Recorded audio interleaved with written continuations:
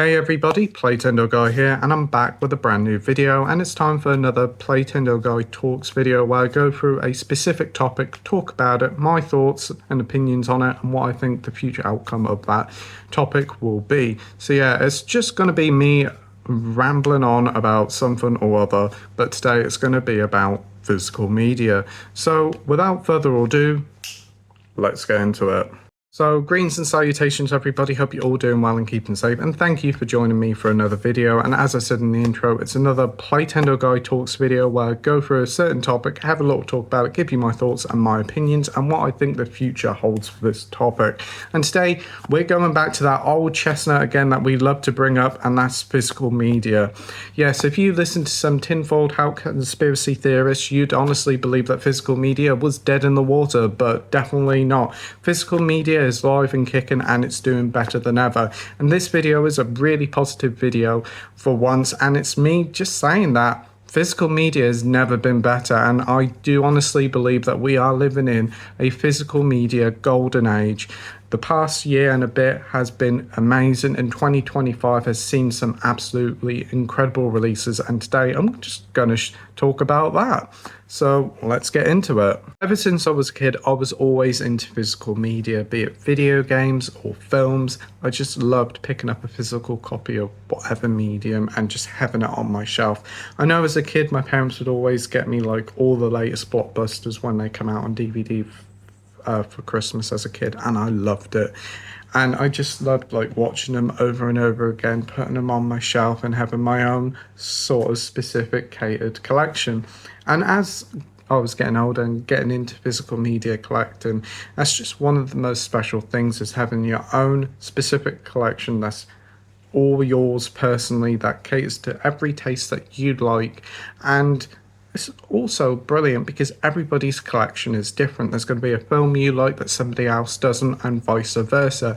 Everyone will always have like those mainstay titles that be in everybody's collection, but there'll always be a hidden gem or two that you've never heard of, or the person you're speaking to never heard of, and you can introduce them to new films. It's just such a wonderful experience, and obviously doing all the YouTube stuff, you get to meet so many wonderful people, and you get to find out about their tastes and their favourite films and some hidden gems along the way. But physical media collecting has all had its ups and downs, definitely. I think in like the 2010s, there seemed to be something went on there, a lot of trouble on the high streets, a lot of shops did close down, Virgin megastores. I think Zappy actually did have some stores, and H&B did go in and out of an administration a couple of times, but thankfully obviously was saved. And the recent guy who owns it is Australian, I think, Sunrise Records, and H&B has been on strength to strength to strength. Obviously, physical media in terms of films have kind of took a little bit of a backseat, quite literally, because it's right at the end of most stores you go in now, and its main focus is vinyl and music and all the knickknacks that they do at the front. They seem to be big money spinners, but they do keep the place afloat and allow for a physical store to go to where you can pick up your films. And yes, it definitely did seemed like physical media was on the way out with the closure of Blockbuster and the rise of streaming service, but the streaming services were always going to rise due to different circumstances of obviously a new technology, a new fandangled thing that sounded amazing, and also the pandemic also didn't help and made more people go to streaming. The streaming thing sounded like such a perfect thing at first, a collection of films for a small fee a month, but the problem was everybody got into it, from Disney to ITV, BBC, Warner Brothers, Paramount. Everybody wanted a slice of that pie, but unfortunately there's only so many slices that you can give out before people are like, nah, can't do it no more. And this is the thing, these streaming services have got bigger and bigger and bigger, but unfortunately so was the prices. Most recently, Disney Plus informed me that the premium subscription I pay about 12 quid for a month is now going up to 15 quid. So I'm thinking about cutting it down to just the 10 quid one a month, because I don't use the service enough to warrant £15 a month. And a lot of other services like Paramount Plus I have knocked on the head because I don't really use them. And this is the thing, like with the streaming services, they are becoming way too much expensive and too commercialized, where the point is that you have to pay to not have ads. If you pause the thing, you get ads. Everywhere it's ad central. And it's because the streaming service itself is a flawed logic that doesn't let money be made very well. It took ages, I think like 5 years, for Disney Plus to finally turn a profit, and that's only because they've started to introduce ads, very much like Amazon Prime. But to its credit, I think Amazon Prime is probably the best value for money, because obviously you get your delivery with it, and the Prime Video is just the cherry on top, shall we say. But you've also got to pay a little bit extra if you don't want ads.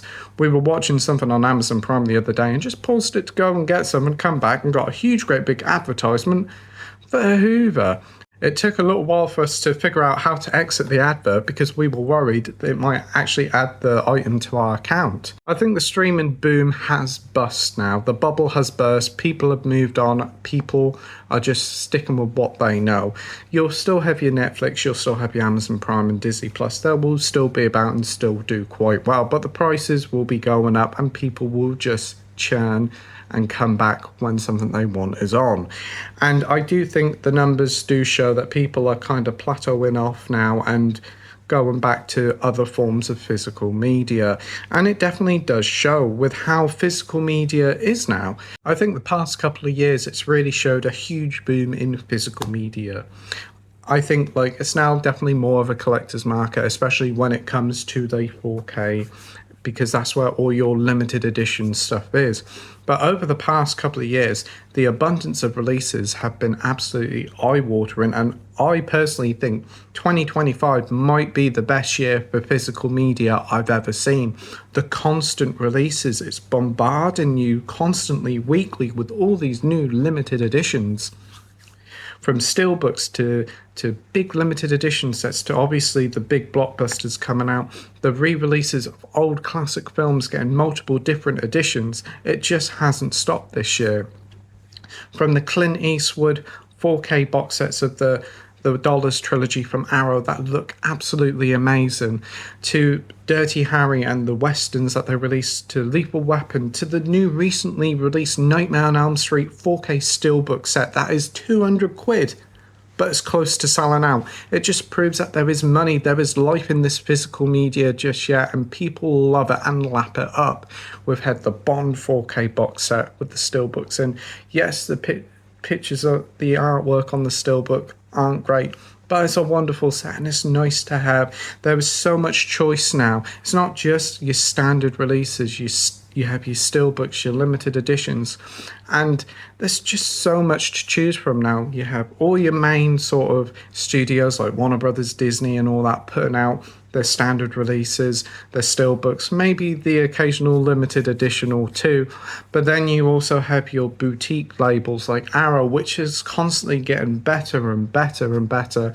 They are doing incredible work. Most recently, they've done Return of the Living Dead in the Mouth of Madness. Their partnership with Warner Brothers has allowed for some great iconic titles to be released. We've got the Teenage Mutant Ninja Turtles trilogy coming out on 4K. Who'd have thought they'd give that third and second film the 4K treatment, especially in a lavish box set. We've also got The Mask coming out on 4K. It's coming out everywhere and it's amazing to see. We've also got 88 Films, which still keep doing an incredible job with Asian cinema, doing some wonderful 4K releases of them. They've also done some great American Pie releases. Unfortunately, 3 and 4 hasn't been released on 4K, which is a shame. It would have been nicer if they had done that. But the work there to give those sets a huge, lavish treatment is incredible and inspired, especially for like the so-so spin-offs. You've also have places like the Eureka. You've also got Powerhouse Films, aka Indicator, who constantly deliver some great stuff.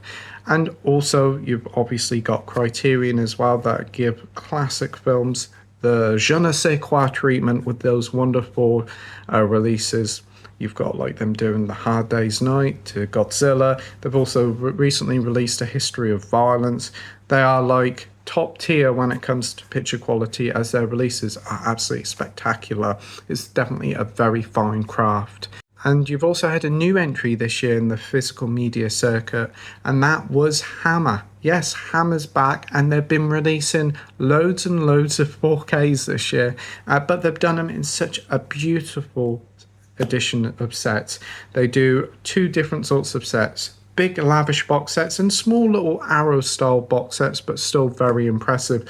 The big box sets, I did pick up one of them, The Curse of Frankenstein, and it is absolutely gorgeous. A 6-disc set full of special features, behind the scenes, multiple cuts of the film, lashings and lashings of glorious special features. 2 books. You've got a comic book and a huge booklet going behind the scenes of the film, Frankenstein and Hammer as a whole, as well as art cards and posters. It's just a beautiful set. And then obviously the big box that they put them all in, and they're all aligned like what they've done with Captain Kronos and the 2 Quatermass films. They just look gorgeous on the shelf. And they've even given their lesser known titles like Four-Sided Triangle, Shatter, and I think there's got to be like a Robin Hood one coming out very soon, of smaller box sets, but they are still very impressive indeed. They mostly are 2 to 3 disc limited edition sets, again with a booklet, art cards and poster, but they've done to such a high quality. I definitely do think Hammer might actually be the best boutique release out there. They have done some incredible work. For their first year really on the market, they have done some absolutely impeccable work that kind of puts some of the other boutique labels to shame. It is so brilliant to see, and long may it continue. Also, we have to talk about Warner Brothers and Paramount releasing all their old classic films on 4K as well. Bringing back their old titles, giving them a huge, lovely remaster on 4K with stuff like Clue. It's one of the films I've got at hand. It's great to see it because the film on Blu-ray has been long out of print, so it was great to see that they actually released a 4K of it. And this 4K steelbook sold like hotcakes, sold out on HMV, I think on Zavvi as well, and you might still be able to get it on Amazon if I'm not mistaken. But even Disney has gotten into it. Disney, to their credit, all right, they've not been huge for physical media, but they've been doing some good stuff. They've been putting out their Disney Plus shows. They've been putting out some of the M. Night Shyamalan stuff. They've also done Willow. They've also done Master and Commander. I think they've done Heat. Yeah, they've done Heat. Of course they have, because I picked it up. And obviously recently they've done Rocky Horror as well.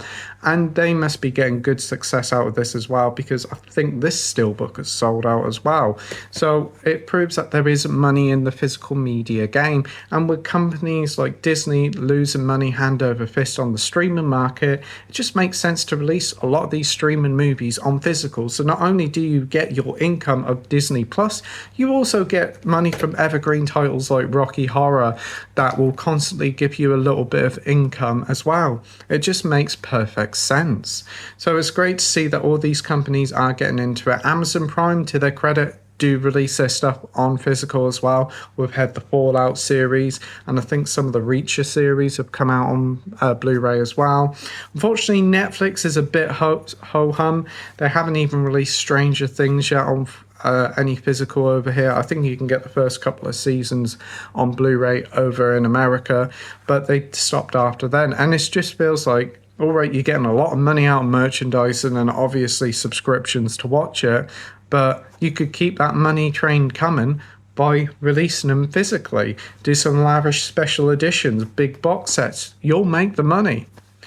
But yeah, physical media is showing no signs of slowing down. And as I said, the final few weeks of the year, like 2 months left of the year, and there's still hordes of stuff coming out.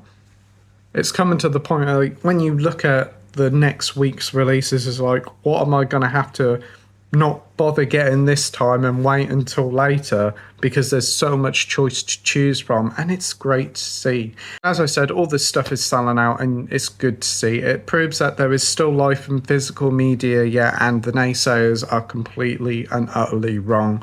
There is life in it. It is a niche that is selling very well and is offering us collectors some of the best we've ever seen. Stuff like SS Experiment Cap getting a 4K release, a video nasty nasty like that. We've also had Cannibal Holocaust as well. Years ago, you'd been arrested for having those titles, and now you can buy them on 4K in a limited edition variety from H&V. The mind boggles. So for those that say physical media are dying, you're definitely not looking in the right places, because there's an abundance of stuff to pick from. There's too much, and that's a good thing. It is a good thing to have these sort of issues, that there's too much to get. It proves that the industry, the medium, is thriving, and the only way is up. And it does feel like we're coming to a nice even quarter between digital and streaming and physical media. Everything's coming to a point now that they're meeting each other halfway. You're going to get people who still stream films on Netflix and buy the digital releases, but I think those ones are definitely going to come down to a certain point now, whilst physical media is now finding its foot with new H&Vs opening up, new players to the game like Hammer. I think the only way is up for physical media, and I cannot wait to see what treats and delights 2026 will hold for us. It's great to see, and it's wonderful to see that so many people can pick up their favourite films on such high quality and in such wonderful editions. So anyway, that's just me having a little talk about physical media, a very nice positive video about physical media for a change, and how it's absolutely thriving, and how H&V, Savvy, Arrow, all those places are doing great, and it's brilliant to see. So anyway, what do you think of physical media? Do you agree with me? Do you think we are living in a golden age of physical media? I personally think 2025 has been the year of physical media. It's been non-stop, and it's been glorious. So tell me all what you think in the comment section down below. What are some of your favourite releases of the year? Again, tell me all in the comment section down below, and I'll get back to you, I promise. Anyway, that'll do it for today. Thanks ever so much for taking the time watching my video. I hope you enjoyed it. You stay safe, take care, and I'll see you all on the next video. Bye.